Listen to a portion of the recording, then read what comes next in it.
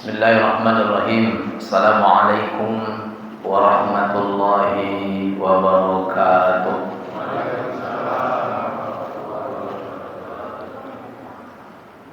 Alhamdulillahi mubarakan fi. Ashhadu an la ilaha illallah wahdahu la syarika lah. Wa ashhadu anna Muhammadan abduhu wa rasuluhu la nabiyya ba'da. Subhanaka la ilma lana illa ma 'allamtana innaka antal alimul hakim. Rabbi shrah li sadri wa yassir li amri wa hlul 'uqdatam min lisani yafqahu qawli. Shadaqallahul azim. Bapak Ibu jamaah Maghrib yang berbahagia, kembali kita bersyukur kepada Allah dengan ucapan alhamdulillah. Pada malam ini kita sama-sama bisa hadir di rumah Allah ini guna melanjutkan kewajiban kita melaksanakan sholat maghrib secara berjamaah. Mudah-mudahan ibadah kita malam ini diterima oleh Allah Subhanahu wa taala. Amin ya rabbal alamin. Salawat dan salam Allahumma salli ala sayyidina Muhammad wa ala ali sayyidina Muhammad. Mudah-mudahan kita diberikan syafaat dan bisa bertemu dengan beliau di surga Allah kelak. Amin ya rabbal alamin. Baik Bapak Ibu yang Allah muliakan, kajian kita malam ini kita akan mencoba membahas wasiat Allah dalam hadits qudsi yang disampaikan oleh Rasulullah sallallahu alaihi wasallam. Qala Rasulullah sallallahu alaihi wasallam fi hadisil qudsi. Allah berfirman dalam hadis qudsi yang disampaikan oleh Rasulullah. Kata Nabi dalam hadisnya, ya ibnu Adam, la takhafanna min zi sultan. Pesan Allah pertama dalam hadis qudsinya, hai anak cucu Adam, la takhafanna min zi sultan. Janganlah kalian pernah takut terhadap penguasa. Jadi pesan Allah itu kepada kita anak cucu Adam, jangan kalian pernah takut terhadap penguasa. Madama sultani bagian, selama kekuasaan itu milikku, kata Allah. Kan hari ini ada manusia takut penguasa lebih segan kepada atasan daripada mak kandung. Hari raya Idul Fitri rela dia telepon maknya, mak, nanti habis di rumah bupati baru saya singgah ke rumah mak. Orangnya masih lupa. Hari raya Idul Fitri yang ditunggu mak itu anaknya, tapi justru dia ke rumah bupati dulu. Habis dari situ mak baru saya singgah ke rumah mak. Rumah maknya dilampauinya. Aturan lebih duluan rumah maknya daripada rumah bupati. Ini orang yang takut terhadap penguasa. Maka Allah ingatkan, jangan kalian pernah takut dengan penguasa. Jangan pernah takut. Mau TNI kita, mau Polri kita, ASN kita, kalau penguasa itu zalim, maka kita taat kepada pemimpin itu. Atiullah wa atiur rasul wa ulil amri minkum. Taatlah kepada Allah, taat kepada Rasul, taat kepada ulil amri pemimpin. Pemimpin yang bagaimana? Pemimpin yang taat dengan Allah dan pemimpin yang taat dengan Rasul. Jadi kalau pemimpin itu tak taat dengan Allah, tak taat dengan Rasul, maka kita tidak diperintahkan. Tidak diperintahkan oleh taat kepada pemimpin yang tidak taat kepada Allah. Maka Nabi Musa tak pernah taat dengan Fir'aun. Nyawa taruhan Nabi Musa. Maka menjelang 2024 bulan Februari ini, ada sikap seorang mukmin ketika dipilih dan ketika memilih. Maka hati-hati ketika kita salah dalam memilih. Beberapa ayat Quran dalam surah Al-Baqarah ayat 166-167. Apa firman Allah di ujung ayat 167? Wa ma bi kharijina minan nar. Orang yang salah dalam memilih pemimpinnya, kata Allah, akan dimasukkan ke dalam neraka dan tidak dikeluarkan. Kalau ada harapan waqalu dari neraka tuh Pak, ada harapan masuk surga. Jadi ulama tafsir membahas perkara ini, salah dalam memilih yang mana. Mendengar ayat ini dibaca, ada sebagian masyarakat, oh kalau batu itu ancaklah golput Ustaz, kok salah-salah itu.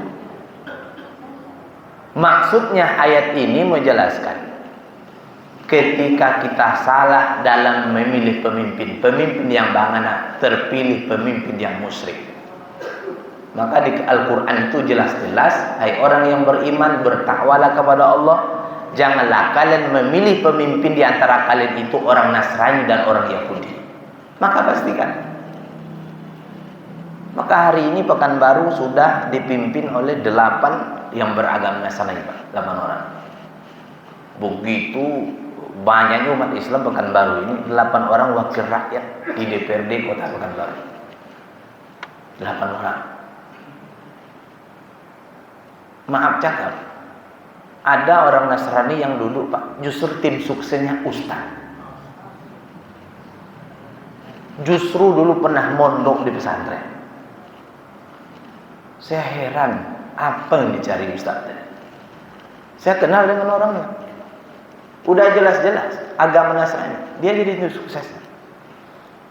Inilah diancam oleh Allah. Ketika kalian salah dalam memilih pemimpin, kata Allah, akan masuk ke dalam. Kenapa sampai dimasukkan ke dalam neraka tak dikeluarkan Ustaz? Karena ini urusan akidah. Karena kita memilih pemimpin yang musyrik, akibat fatalnya masuk neraka dan tidak dikeluarkan. Makanya umat Islam mesti dicerdaskan. Mesti umat Islam mesti tahu 3 calon pemimpin akan dipilih nanti presiden. Pak Anies, Pak Prabowo, Pak Ganjar. Mesti Bapak Ibu mesti kenal dengan ketiga-tiganya. Kalau tidak salah. Bertanya jemaah. Jadi siapa yang sama siapa tanya Ustaz? Tanya sama ulama yang takut kepada Allah. Tanya sama ulama yang bukan ulama duit, bukan ulama amplop. Tanya. Maka di Riau tempat bertanya kita siapa? Karena saya kenal dengan pribadi Ustaz Abdul Somad, betul-betul saya tahu apa yang terjadi dengan ajudannya, apa yang terjadi dengan beliau. Pernah beliau ketika sampai di Kalimantan menangis seorang bapak-bapak kepada Ustaz Somad. Yang ditangiskan Ustaz, berkat dengar ceramah Ustaz, saya taubat Ustaz, menangis. Jadi saya punya harta sedikit Ustaz, saya berikan kepada Ustaz. Jumlahnya 1 miliar. Dibawa langsung waktu ceramah. Jawaban Ustaz Somad singkat, Pak, kalau Bapak ngasih dengan saya itu kurang bermanfaat, saya orang mampu. Jadi kalau ingin Bapak mau nyumbang ke sekolah, ada sekolah yatim dan duafa, ini yayasannya, ini ajudannya, berangkatlah, masukkan rekening yayasan untuk sekolah gratis yatim duafa. Sempat bapak-bapak lah jadi ustaz tuh Pak, 1 miliar. 1 miliar Pak. Kalau berikan kerupuk sanja itu, payah harapan raya ditertibul kerupuk sanja. Bukan tak punya, ingin duit, uas tuh mau. Artinya ketika tempat bertanya, ulama yang bagaimana? Ulama yang seperti itu. Ulama yang betul takut dengan Allah dan tidak terlalu condong dengan perkara dunia. Maka tanya, yang di antara 3 ini mana yang agak sedikit mungkin dosanya kepada Allah Subhanahu wa taala? Mesti ditengok. Karena hari ini banyak juga orang beragama, hari Jumat dia ke masjid, hari Ahad dia ke gereja. Nah, jadi bahkan berani mengatakan agama itu sama. Mesti diluruskan dan ini mesti didakwahkan, Pak. Jadi Ustaz yang datang ke sini memberikan tausiah, memberikan ceramah, tugas dakwah itu kita semua. Dakwah ini mesti disampaikan kepada anak menantu. Salah dalam memilih pemimpin, masuk neraka, tidak dikeluarkan kalau pemimpin itu musyrik. memastikan agamanya. Kemudian yang kedua, sikap seorang mukmin ketika memilih pemimpin, pertama mesti harus Islam. Yang kedua mesti amanah. Mesti amanah. Artinya mesti jujur dan mesti amanah. Mau cakap di tempat lain, dulu kan ada, sebelum ada PKH ini Pak, itu ada bantuan beras untuk masyarakat miskin. Sampai ke bawah itu yang tukang bagi RT Pak. Mana saya pernah jadi kepala desa. Dibagikan ke Pak RT, pas dapat kupon, diambil oleh istri RT itu. Diambilnya, untuk apa katanya sama istrinya? Untuk besti saya. Jadi beras itu dibagikan besti-besti bini Pak RT itu Pak. Bukan cuma orang-orang miskin. Mesti yang harus dijadikan pemimpin mesti ditengok dulu jujur atau amanahkah dia ketika jadi pemimpin. Ustaz bagaimana menentukan? Sekarang dia caleg DPRD provinsi atau DPRD Kota Pekanbaru. Tengok, mungkin dia pernah dulu jadi ketua yayasan atau ketua organisasi. Bagaimana ketika dia dulu jadi ketua? Amanah atau tidak? Jangan-jangan duit ada, tak jelas pengeluarannya, tak jelas pertanggungjawabannya. Artinya tengok amanah atau tidak. Jadi ketika hari ini kita menengok di jalan-jalan raya Pak, bingung kita nengok baliho manusia. Tersiapokan dia Pak, karena tak tahu mau begitu banyak. Tapi dalam hadis Nabi mengatakan salah satu la tartafi'u salatahu ba'da ru'usi buran. 3 kelompok manusia yang besok kata Nabi solatnya tidak diterima, tidak naik walaupun sejengkal. Siapa mereka? Rajulun amma qauma lahu karihun. Solatnya seorang pemimpin yang dibenci oleh rakyat. Jangankan di atas langit, 1 jengkal di atas kepala tak naik Pak. Artinya dia jadi pemimpin tapi rakyat benci kepada. Kenapa dibenci rakyat? Karena ketidakadilannya dalam memimpin. Dia mengatakan netral, dia tak netral. Jadi kalau kita mulai dari RT sampai presiden, artinya ketika kita menyuruh orang jujur, kita tak jujur. Menyuruh orang adil, kita tak adil. Menyuruh orang netral, kita tak netral. Demi Allah, 1 jengkal solatnya tidak naik di atas kepala manusia. Begitulah beratnya jadi pemimpin. Ini tak mudah kita bayangkan selesai di dunia. Solat kita bermasalah kalau tak adil. Kemudian yang kedua, ketika kita dalam memilih pemimpin, mesti kita memilih pemimpin yang cerdas, yang memiliki ilmu. Bahaya nanti Pak, kalau kita punya pemimpin kemudian tak cerdas, kemudian tak berwawasan, tak berilmu. Jangan-jangan nanti disampaikan kepada masyarakat, wahai masyarakat, ibu-ibu yang sedang hamil, minumlah induk ragi katanya. Matilah cucu bayi-bayi dalam kandungan Anda. Jadi bahaya juga kalau punya pemimpin tak punya ilmu. Ibu-ibu hamil disuruh minum induk agi Pak. Kalau induk agi itu kan panas. Perlu memilih pemimpin yang punya wawasan, punya ilmu. Jadi Bapak Ibu yang Allah muliakan, kata Nabi dalam hadis qudsinya tadi, madama sultani baqiyan. Jangan kalian pernah takut terhadap kekuasaan selagi kekuasaan itu milikku. Wa sultani la yanfa'u abada. Dan kekuasaan itu kata Allah tidak akan pernah sirna buat selamanya. Jadi Bapak Ibu yang Allah muliakan, jadi di dunia ini jangan mati ketakutan. Anak buah mati ketakutan, pekerja mati ketakutan, diancam. Karena ini sudah jadi rahasia umum hari ini. Anak-anak buah dipanggil, diancam. Engkau harus dapat ini, yang mana takut? Walaupun mungkin tak dapat jabatan, apakah kita mati tak dapat jabatan? Tidak. Selagi rezeki masih ada, insya Allah kita masih tetap hidup. Maka Allah mewasiatkan kepada kita, memesankan kepada kita, hai anak cucu Adam, jangan pernah takut terhadap kekuasaan selama kekuasaan itu milikku. Allah itu Maha Kuasa. Kemudian yang kedua, kata Nabi dalam hadis qudsinya, ya ibnu Adam, la tahsa min dzikir rizki wa khazaini la tanfaddu abada. Hai anak cucu Adam, janganlah kalian takut tentang sempitnya rezeki. Wa khazaini la tanfaddu abada. Perbendaharanku itu masih banyak. Kalaulah gara-gara memikirkan kalau saya tidak tunduk pada pasti saya diganti menjadi kepala dinas nanti. Biarlah diganti, Pak, daripada taat kepada penguasa yang zalim. Kalau urusan rezeki, kata Allah, perbendaharanku itu masih banyak. Banyak. Bagaimana perbendaharaan Allah, rezeki yang Allah berikan? Lillahi ma fis samawati wa ma fil ardh. Hari ini kan kita bingung. Orang yang maaf cakap, yang tidak tamat SD, Pak, tak bingung memikirkan perkara rezeki.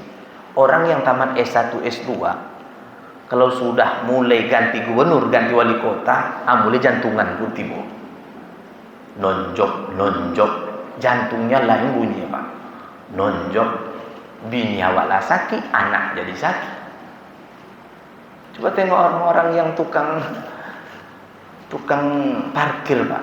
Pernah enggak tukang parkir stres dengan perkara rezeki? Enggak. Padahal yang akan berangkat tuh mobil-mobil mantap, Pak. Tapi tukang parkir rela mobil itu berangkat asalkan ada 3.000. Tak ada tukang parkir stres hidupnya. Anak juga sekolah, tak bisa nyolahkan anak, ada panti asuhan. Di hari ini entah tukang parkir yang bahagia kah, entah pejabat yang bahagia. Jadi Bapak Ibu yang Allah muliakan, maka Allah ingatkan kita, jangan pernah takut terhadap sempitnya rezeki. Selama rezeki itu perbendaharanku itu masih banyak. Banyak punya saya, kata Allah. Seluruh di langit dia punya. Maka ketika Allah berikan rezeki, ada rezeki itu yang Allah berikan tanpa bekerja. Contoh rezeki orang sakit. Kan ada orang sakit, Pak, nggak bisa bekerja. Ada saat tetangga ngantarkan nasi. Ada rezeki itu lewat sedekah, lewat kita bertakwa. May yattaqillaha yaj'al lahu makhraja. Yang bertakwa kepada Allah, Allah akan berikan rezeki kepadanya dari jalan yang tak disangka-sangka.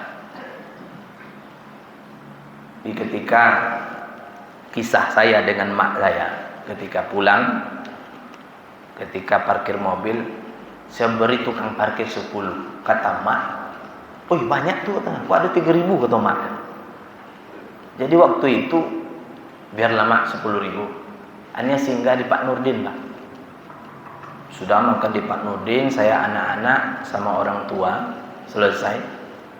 Pas mau pulang, kata kasir Pak Nurdin, udah dibayar Ustaz. Saya bilang sama mak, sedekah 10 bayar 1 keluarkan, mak. Itu rezeki dengan jalan bertakwa kepada Allah. Di rezeki itu ada rezeki yang dicari, Bapak Ibu pergi pagi pulang petang, itu rezeki yang dicari, Pak. Dengan usaha, dengan ikhtiar. Ada yang dengan tawakal. Ketika Imam Malik itu berdebat dengan muridnya Imam Syafi'i. Kata Imam Syafi'i, rezeki itu dicari baru dapat. Menurut Imam Malik tidak.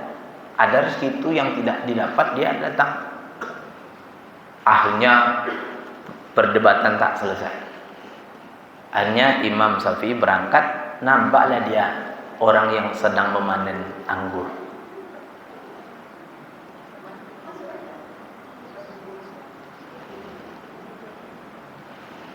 Ketika nampak orang yang sedang memanen anggur, dia tolong, dia bantu. Hanya diberikan orang tadi, dia itu buah anggur. Dibawa ke rumah, anggur itu ke rumah gurunya Imam Malik. Sampai di rumah Imam Malik, apa kata Imam Syafi'i? wahai guruku, benar apa yang saya katakan. Rezeki itu baru ada kalau dicari. Ini contohnya. Nampak saya orang mana anggur, saya bantu, saya diberikan anggur. Apa jawaban Malik kepada Imam Syafi'i? Wahai Imam Syafi'i, dari tadi saya berkata dalam hati, siang-siang panas gini pasti enaklah makan anggur. Datang anggur yang kau bawa. Imam Malik tanpa bekerja datang Imam Syafi'i bawa anggur. Artinya ada rezeki itu yang didapati dengan bertawakal, ada yang dengan dicari, ada yang tidak dicari, ada yang dengan bertakwa, ada jalan rezeki itu yang Allah berikan karena ridho orang tua bakti kita. Banyak, ada 8 pintu Allah berikan rezeki kepada manusia. Jadi Bapak Ibu yang Allah muliakan, maka jangan pernah takut dengan perkara rezeki. Membuat manusia hari ini sakit, membuat hari ini dada manusia sempit karena mengkhawatirkan yang belum terjadi. SD baru anaknya kerja apa kok besok ya anak. SD baru anaknya sudah dikhawatirkan nanti selesai kuliah. Bapakmu sudah hampir pensiun, tak ada lagi orang dalam besoknya, kata maknya. Karena orang keluarga ini sering mengandalkan orang dalam. Orang dalam pensiun semua. Ini yang mesti sampaikan kepada anak-anak. Nah, jangan khawatir makan rezeki. Rezeki itu milik Allah. Perbenaran itu banyak. Jangan pernah takut.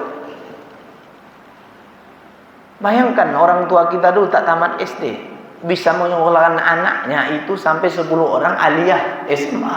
Tak tamat SD. Siapa yang memberikan rezeki? Maka hari ini kalimat orang tua kita dulu benar, Pak. Banyak anak, banyak rezeki. Sekarang yang dapat PKH itu, Pak, justru anak yang banyak pula. Yang bantuan PKH yang banyak itu anak yang banyak. Makin banyak anak, makin banyak dapat PKH. Apa kata ibu yang anaknya 1, awak seketik dapat ini. Sebab anak lah kadang-kadang sebab anak 10, oh banyak dapat. Jadi jangan kita pernah takut urusan rezeki di muka bumi Allah ini.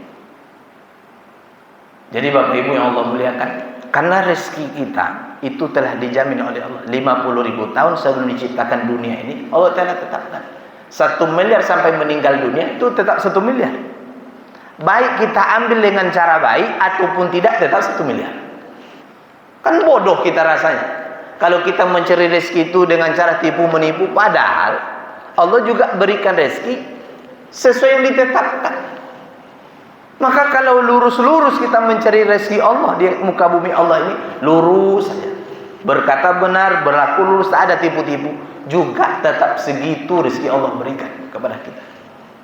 Maka itu ikhtiar itu milik manusia, takdir itu miliknya Allah. Maka ini pesan Allah Subhanahu wa taala yang ketiga, yang kedua, wahai ibnu Adam, jangan pernah takut terhadap sempitnya rezeki. Rezeki itu milik saya. Bapak Ibu yang Allah muliakan. Kemudian yang ketiga, kata Nabi dalam hadits qudsinya, ya ibnu Adam, khalaqataka lil ibadik fala ta'ab. Hai anak cucu Adam, aku ciptakan kalian itu untuk beribadah. Di dunia ini aku ciptakan kalian untuk beribadah. Fala tal'ab, maka oleh karena itu jangan kalian main-main. Kan hari ini kan banyak orang yang tak sadar, kan, tak tahu kemana arah diri yang akan dia bawa. Ini pesan Allah. Allah wasiatkan melalui Nabi Muhammad SAW. Aku ciptakan kalian itu untuk beribadah, bukan untuk main-main. Jadi Bapak Ibu yang Allah muliakan, jadi mesti kita sadari hidup kita itu tujuannya hanya untuk beribadah semata. Maka tak boleh main-main. Maka suatu saat ketika anak diberikan mainan, kan ketika anak-anak main-main, Pak, diambil oleh orang tuanya menangis. Seperti itu juga kita hidup di muka bumi Allah sambil menunggu mati, maka Allah hibur kita, Pak. Allah hibur dengan sawit, Allah hibur dengan anak, Allah hibur dengan pergi bertamasa, Allah hibur dengan pekerjaan, Allah hibur dengan rumah, Allah hibur dengan laut. Itu hiburan. Jadi supaya manusia tak suntuk menunggu mati, maka diberikan hiburan. Anak itu hiburan. Suatu saat permain itu akan diambil oleh Allah. Ketika diambil oleh Allah, datanglah tangisan. Jadi kita mesti sadar, artinya anak seluruh yang ada di muka ini ada permainan. Suatu saat permainan akan diambil. Ada masanya tak boleh lagi bermain. Jadi Bapak Ibu yang Allah muliakan, maka dunia ini bukan untuk main-main, tapi untuk beribadah kepada Allah Subhanahu wa taala. Maka kalau kita tengok Rasulullah, apakah dia pernah artinya bermain-main? Mana lebih banyak ibadah beliau daripada bermain-main beliau? Lebih banyak beribadah beliau. Urusan solat beliau kaki bengkak, urusan doa beliau semalam suntuk sampai tak tidur. Urusan tempat sujud beliau bukan kening yang menjadi hitam, tempat sujud beliau yang menghitam karena air mata beliau. Begitulah beliau itu semata-mata tahu hidupnya hanya untuk beribadah kepada Allah. Fala ta'ab, jangan main-main. Kemudian wa qasamtu laka rizquka. Kata Allah, aku tetapkan untukmu itu rezeki kamu. Maka jangan jungkir balik mencari rezeki. Jadi kata Allah dalam hadis qudsi, aku telah menetapkan bagimu rezekimu. Fala tan'am, maka jangan kalian bercapek-capek. Maksudnya apa? Jangan jungkir-jungkir balik pula gara-gara mencari rezeki. Kayak apa orang jungkir balik cari rezeki, Ustaz? Maaf cakap. Ketika saya berangkat dakwah ke sebuah desa, ketika ada azan berkumandang, saya menjumpai seorang nenek tua yang usia 80 tahun. Ketika berbunyi hayya 'alas shalah, dia masih tetap memegang kerbaunya, menarik kerbau 3 ekor. Sudah 2 kali saya tengok nenek itu tadi. Orang sibuk ke masjid, dia sibuk narik kerbau pula. Usia 80 tahun. Kalau kita tengok di pasar-pasar, pasar Dupa, pasar Loket, itu jam 3 orang sibuk ngatur terong, ngatur apa. Kan ini orang jungkir balik. Padahal rezeki kita telah ditetapkan oleh Allah. Maka jangan kalian terlampau capek-capek jungkir-jungkir balik, kata Allah dalam hadis qudsi. Fa in raditu bima qasamtu laka arahtu qalbaka. Maka jika kalian redo dengan keputusanku, dengan pembahagianku itu, redo kita terima. Hari ini Bapak Ibu redo dengan ketentuan Allah. Ibu-ibu dapat suami sekarang gajinya cuma 2.500.000 sebulan. Alhamdulillah. Itu tanda ibu redo. Ada ibu-ibu tu tak redo. Kok tahu abang celiku, abang lebih hancawak nikah dengan mantan dulu. Jadi camatnya gini. Itu tanda ibu-ibu tak redo. Kan ada juga istri tak redo menengok awak kini piti masuklah lah payah. Labu kurang. Ketika kalian redo dengan pembagianku, kata Allah, arahtu qalbaka, aku akan tenangkan jiwa kalian. Aku akan tenangkan jiwa raga kalian, aku tenangkan. Kalau kita redo dengan ketentuan Allah, dengan pembagian Allah. Kenapa kita tak tenang hari ini? Duit ada tapi tak tenang. Mobil Avanza juga ada tapi tak tenang. Ketika menengok Pajero yang buka tutup, ada atap buka tutup, dia tak redo dengan Avanzanya, bang. Itulah boleh Pajero, bang. Tapi kalau kita redo dengan ketentuan Allah, arahtu qalbaka, aku tenangkan jiwa raga kalian, kata Allah. Ini janji Allah. Dengan syarat kalau ingin tenang itu jiwa kita redo dengan ketentuan Allah. Jadi kalau ada apa-apa, bini pelawan, dapat puluh bini keturunan Abu Lahab, redo aja lah. Pak Juma atau pegang dada awak, takdir ya. Nengok bini itu takdir. Kan ada hari ini orang tak redo dapat bini itu, upuhnya ikolah perangnya. Jadi redo saja dengan ketentuan Allah yang Allah berikan. Ketika kita redo dengan ketentuan Allah, Allah yang memberikan ketenangan lahir batin kepada kita. Kalau kita redo dengan ketentuan Allah, maka kalau orang redo itu, Pak, coba tengok. Orang yang redo dengan ketentuan Allah, sambalnya goreng terong, Pak. Goreng terong. Berasnya itu beras raskin, beras bulog. Coba tanya. Raso aponyo makannya Pak, pakai goreng telur, kemudian nasinya nasi bulog. Raso dendeng tongak Ustaz begitu. Terong rasa dendeng Pak, karena redo. Ada orang yang berasnya anak daro Pak, tapi rasa bulog. Karena tak redo. Jadi kalau ingin bahagia itu mesti redo. Tanya sama orang punya mobil apa Kijang Pak. Aso punya Pak, aso Pajero rusak begitu. Mobil Kijang. Ada orang punya Pajero raso Kijang. Di mana letaknya Ustaz? Di mobil atau di hati? Di hati sebenarnya. Banyak orang-orang Pak dalam mobil Kijang-kijang mutah-mutah dia golak. Sama bini anaknya. Ada di Pajero lah, ada golak-golak. Membantah lagi bini. Kalau Kijang enggak ada AC nih. AC Tuhan aja Pak, kiri kanan. Tapi kok bisa bahagia? Karena redo dengan ketentuan Allah. Isinya redo dapat Kijang. Alhamdulillah Bang, lewat dapat Kijang. Orang pakai Nmax, pakai ke Padang, awak pakai Kijang. Jadi Bapak Ibu yang Allah muliakan, maka ini hadis terbaik, hadis qudsi ini. Jika kalian redo dengan ketentuanku, kata Allah, arahtu qalbaka, aku yang menjadikan jiwa kalian menjadi tenang, raga kalian akan tenang. Apa kata suami? Ustaz, awak tu lah redo Ustaz. Bini awak tak redo Ustaz. Nyuruh ganti piti tak do. Nah, maka mesti awak bawa bini awak pergi mengaji. Kalau apa je mengaji malam pokoknya bini tak datang payah juga. Ketika apa-apa nyampaikan kepada orang rumah, jawaban rumah, sok taat pula apa. Pasti kayak gitu. Nah, kan tak sesuaikan lebih banyak apa-apa daripada ibu-ibu. Ini bawa bini awak mengaji supaya redo dengan pembagian Allah Subhanahu wa taala. Jadi Bapak Ibu yang Allah muliakan, kemudian kata Nabi dalam hadis qudsinya, wa illam tardo bima qasamtu laka, jika kalian tidak redo dengan keputusanku, dengan pembagianku.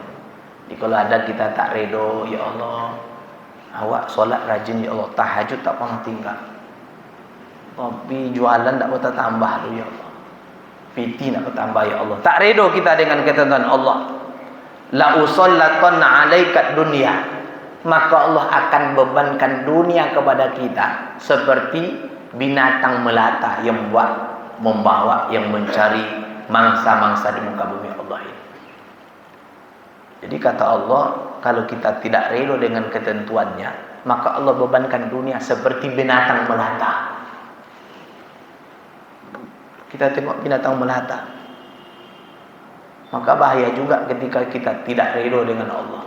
Tapi kalau kita redo dengan Allah, bagaimana kita nanti menjelang wafat?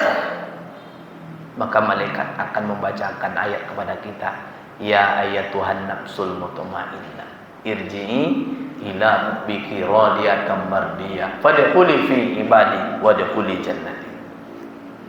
Kemudian Bapak Ibu yang Allah muliakan, kemudian kata Allah dalam hadis qudsinya, ya ibnu Adam khalaqtus samawati wal ard wa lam a'yud bi khalqi ayunin raqiqa aini asuqahilaka bila ta'ab. Hai anak cucu Adam, kata Allah, aku mampu menciptakan dunia ini, langit 7 lapis, bumi 7 lapis. Apa susahnya bagiku memberi kalian rezeki? Itu hanya sepotong roti, perkara makanan. Tak ada susah bagi saya. Langit saja kata Allah bisa saya ciptakan 7 lapis, bumi 7 lapis. Tak pernah berat bagiku menciptakan itu semua, kata Allah. Apalagi memberikan kalian makan, kata Allah. Maka ini ayat motivasi orang mukmin seperti ini. Artinya jangan kita pernah takut urusan makan. Allah siap mudah menciptakan langit bumi, apalagi memberi makan untuk kalian. Kan hari ini Bapak Ibu yang Allah muliakan, ketika kedelai Rusia berperang dengan Ukraina, kata pemerintahan kita, kedelai payah karena Rusia perang Ukraina. Kedelai payah. Maka kata Allah Subhanahu wa taala, Allah tuh mudah menciptakan dunia, apalagi hanya memberikan rezeki kepada kita. Maka jangan pernah takut. Artinya untuk nolong orang, untuk memberi makan orang, tak ada susah bagi Allah Subhanahu wa taala. Kemudian ya ibnu Adam, ana lam anis min asani. Aku itu tidak akan lupa terhadap kalian yang melakukan kemaksiatan. Saya tak lupa. Dia kata Allah, saya tak lupa kalau kalian berbuat maksiat. Yang nyogok-nyogok waktu pemilihan caleg besok, yang menerima, itu saya tak lupa kata Allah. Yang dapat 200, 300, saya tak lupa. Hati-hati kata Allah. Jadi manusia melakukan kemaksiatan, saya tak lupa. Dengan kemaksiatan kalian itu saya tak lupa. Fakaifa min ato'ani, apalagi dengan ketaatan kalian, tentu saya tidak akan pernah lupa. Dengan maksiat saja saya tak lupa kata Allah, apalagi dengan kalian itu taat kepada Allah Subhanahu wa taala. Maka hati-hati, artinya Allah Maha tahu. Karena saya beberapa kali bertanya dengan jamaah, ada seorang jamaah barusan keluar dari masjid, Pak. Habis sholat asar dia keluar. Apa kalimat yang keluar dari mulutnya? Bapak ini orang menjaga sholat 5 waktunya. Zuhur dia jaga, asar ke masjid lagi. Apa kalimat beliau? Ustaz, awak besok Ustaz 2024 Ustaz, awak akan memilih uang yang paling banyak membayar Ustaz. Itu yang mau pilih Ustaz. Yang 200 itu lado orang Ustaz, ambo pending dulu Ustaz. Kok lado yang 300 ini? Lama ambo tu menumpak menengok wajah Pak tu. Apa tu? Ikut sunnah Nabi.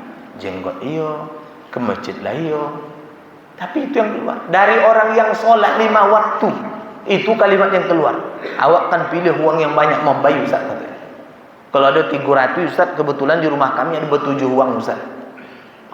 Kami arahkan ke situ. Itu omongan orang yang sholat, Pak. Apalagi orang tak sholat. Tapi saya tak tahu Pekanbaru tak bagaimana ini nanti. Karena banyak juga hari ini orang yang berubah profesi, Pak. Biasa tukang parkir, kini tidak ya Pak. Jadi tim sukses. Karena kata bininya itu yang paling lomak gini Ustaz. Dia gede caleg itu 30 juta, wak bagi 10 dapat 20. Kata bini, orang lomak kerja bang. 30 lebih bagi 10, 20 dapat. Apa kata bini? Alhamdulillah rezeki anak soleh. Caleg itu struk ringan nih bini. Jadi Bapak Ibu yang Allah muliakan, maka Allah Ta'ala dalam hadis qudsinya tak akan pernah lupa dengan maksiat kita. Di seandainya kita menang karena kita bayar iman umat ini supaya kita duduk, Allah buka. Falamma nasu ma zukiru bihi fatana alaihim abawaba kulli syai'. Tak kalian melupakan Allah. Tak kalian manusia, tak kalah manusia melupakan Allah. Dia tak peduli ancaman Allah. Ar-rasi wal mutarsifinah, dia tak peduli. Besok ajalah kaji kata caleg. Yang penting awak duduk. Habiskan 2 miliar yang sana, habiskan. Apa kata Allah? Fatahna alaihim abwaba kulli syai'. Justru orang yang melupakan Allah itu, Allah bukakan peluang, Pak. Pintu kesenangan itu dibuka. Sehingga orang yang bayar-bayar sampai 2 miliar habis, duduk dia, Pak, anggota dewan. Padahal dilupakan Allah. Dia sengaja melupakan Allah terhadap perkara ini. Tapi kok duduk dia? Allah katakan, di saat kalian melupakanku kata Allah, justru aku buka pintu kesenangan. Duduklah lah kata Allah. Nak jadi dewan duduklah lah kata Allah. Hatta iza paru bima baghtatan, tak kala mereka sedang bersenang-senang, sudah dapat kursi dengan gaji yang banyak, keluar lagi berkali-kali, datanglah azab secara tiba-tiba. Ketika azab datang secara tiba-tiba, tak sempat lagi bertaubat kepada Allah Subhanahu wa taala. Maka jika ada keluarga kita ke masjid jarang sholat berjamaah, puasa tak puasa, tapi rezekinya bertambah, tokonya bertambah, kebunnya bertambah, ini mesti hati-hati. Ini mungkin sesuai dengan surah Al-An'am ayat 44. Allah buka dulu, datang azab secara tiba-tiba. Tak lagi mampu masuk ruang ICU, teringatlah kita dosa selama tipu, menipu, sogok, menyebut. Hilang harapan kita. Ini yang kita takutkan. Kemudian Bapak Ibu yang Allah muliakan, kemudian ya ibnu Adam, la tas'alani rizqi ghadan. Jangan kalian pernah tanya tentang rezeki kalian besok pagi. Jadi jangan kita pernah berdoa, ya Allah, bagaimana rezeki saya besok pagi? Ya Allah, jangan tanya. Sebagaimana saya tidak menyuruh kalian bekerja besok pagi, kata Allah. Kemudian kata Allah dalam hadisnya, Ibnu Adam, ana laka muhibbun. Aku tuh, kata Allah, sayang kepada kalian. Jadi kata Allah dalam hadis kursinya, saya itu, kata Allah, sayang kepada kalian. Kemudian fabi hokkati alaika, dengan hak aku, kata Allah, maka apakah kalian tidak sayang kepada kata Allah? Aku tuh sayang kepada kalian, kata Allah. Apa jawaban Allah yang terakhirnya? Aku telah sayang kepada kalian, maka sayangilah aku, kata Allah. Jadi Bapak Ibu yang Allah muliakan, bukti Allah sayang. Sampai malam ini nikmat yang ada dalam anggota badan kita, Pak, mungkin tidak akan pernah kita bisa bayar. Satu ginjal saja itu kalau di Cina itu dihargai itu 2 miliar satu ginjal.